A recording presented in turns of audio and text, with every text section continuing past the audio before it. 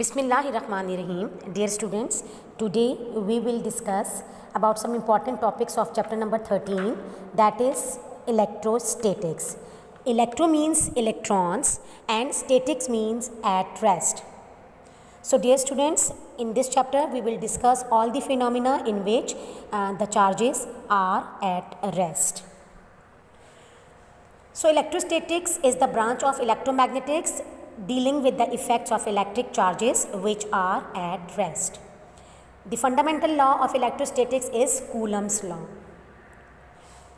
But for this, first of all, we have to know that what is electric charge.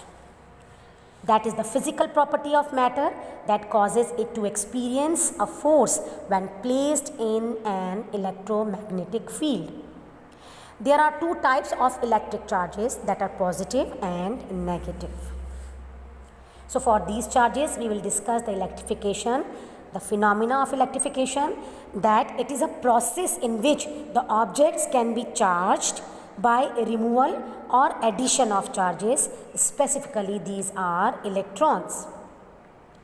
So there are two simple methods of charging a neutral body, and that method is known as the methods of electrification. The first is the electrification by contact and the second one is electrification by induction. So here you can easily see that a rod rubbed with the cloth. So we can electrify a glass rod, rubber rod, pith ball or conductors by using the method of electrification by contact. As in this figure, you can easily see that when a glass rod is rubbed with the silk cloth, then the electrons will be shifted from the glass rod to the silk cloth to make it negatively charged and make itself as positively charged. So the glass rod will become positively charged. When this glass rod again in contact with the other silk cloth, then this glass rod has the ability to attract the more electrons from the silk cloth because it is positively charged. This is another example that when the rubber rod is rubbed with the fur, then the electrons will be shifted from the fur to the rubber rod to make itself positively charged and to make the rubber rod negatively charged. So now we will perform a simple experiment. In first figure, when the glass rod rubbed with silk cloth brought near another suspended glass rod rubbed with the silk cloth, then they repel each other. In the second figure, you can see that a rubber rod rubbed with the fur, when it is brought near another suspended rubber rod rubbed with the fur, then they again repel each other. But in the third figure, you can see that a glass rod rubbed with the silk cloth, when it is brought near a suspended rubber rod which was rubbed with the fur, then they attract each other. So from this experiment, from these observations, we can conclude that there are two types of the charges, and the second conclusion is that the similar or the same charges repel each other, as in case of the first and second figure. Both the rods have the same charges, therefore they repel each other, and the different or the opposite charges attract each other, as in third case, that a blue color positively charged rod is attracted by the peach color negatively rubber rod. So this means that the like charges repel each other while the opposite charges attract each other. Now we will discuss about the second method, that is electrification by induction. So we can electrify an object through induction by bringing a charged body near to a neutral body but not in contact with a neutral body. So before going to the electrostatic induction, here is another example of electrostatic. This example follows the electrostatic induction and conduction also. Why? Because This is a comb. When you rub the comb with the hair, then it will become the negatively charged. And when you brought close this charged comb near to the bits of papers, then it will attract. And when they attach, then the conduction occurs. So in this figure, you can see that in fig A neutral body is placed. When you brought close a charged body near a neutral body, then there is a rearrangement in the neutral body. This phenomena or this process is known as this distribution of the electric charges in an object caused by the influence of nearby charges is called electrostatic induction. But keep it in mind that no contact of the charged body to the neutral body. So this can be easily understood with the help of a following experiment. This effect can be shown by bringing a negatively charged rubber strip near to an insulated metal sphere A, which is touching a similar sphere B. So electrons in the sphere are repelled to the far side of B.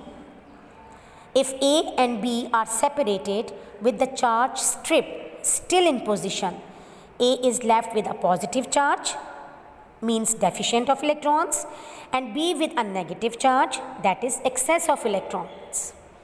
In this way, electrostatic induction can be used to charge the objects. Now for the detection or for testing the nature of the charge on a body, we will discuss another phenomena that is known as the electroscope, and this is a device which is used to detect or to test the nature of the charge. It works on the principle that similar charges repel each other. So first of all, we will discuss about the construction of the electroscope. So there are two types of the electroscope, that is the pith ball electroscope and the gold leaf electroscope, that was given by the William Gilbert in early 1600s. But in your book, in your chapter, only the leaf electroscope is discussed, so here we prefer that topic. That a simple form of electroscope consists of a metal bar which has a metallic sphere at its upper end, thin flexible metal leaf made of gold, it may be silver, copper or any other metal, is attached to the lower end of metal bar. The lower end of metal bar is enclosed in an insulated housing as shown in the figure, which is the glass bottle. Now come to the working of electroscope. So in order to detect the charge on a body, we touch the metal ball with it. For example, if we touch it with negatively charged rubber rod, some of its excess electrons will be transferred to the ball and then they will spread throughout the metal rod and metal foil. The flexible metal leaf will be repelled by the similar charge on the metal rod and will move away from the rod by rising higher. As more electrons are transferred to the electroscope, the metal leaf will rise higher. Alternatively, if the rod is positively charged, it will attract the electrons from the electroscope, leaving a net positive charge on it. Once again, the foil will rise. However, to test the nature of the charge on the body, we charge the electroscope with the some known charge first. And then we can easily detect that the which unknown charge body is brought close to the electroscope. So, if the same charge is added to the metal ball, it will increase the divergence of flexible metal leaf, and opposite charge will decrease the divergence, allowing us to identify the unknown charge on the body. Now, the fundamental law of electrostatic is the Coulomb's law, which was given by the Charles Coulomb in early 1700s,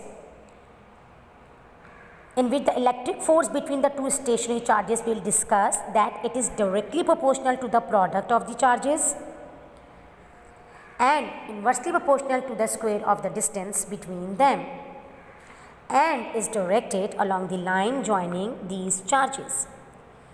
So, the closer the two charges are, the stronger the force between them.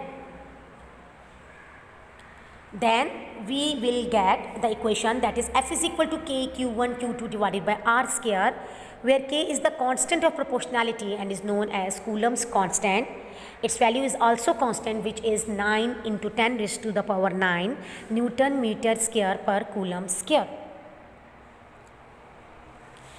So here we will put the value of K, which was gained by 1 by 4 pi epsilon naught, where epsilon naught is known as the permittivity of the free space, and its value is 8.85 into 10 raised to the power minus 12 Coulomb square per Newton meter square.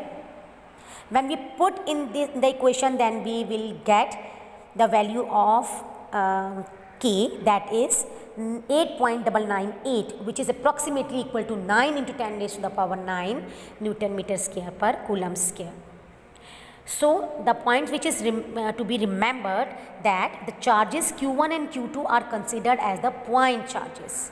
Point charges means the charges which are of very small size, as the distance r is considered large as compared to their size. So this is all about some important topics of chapter number 13, electrostatics. I hope you will understand everything very clearly. Thanks for listening me. Allah Hafiz. Take care.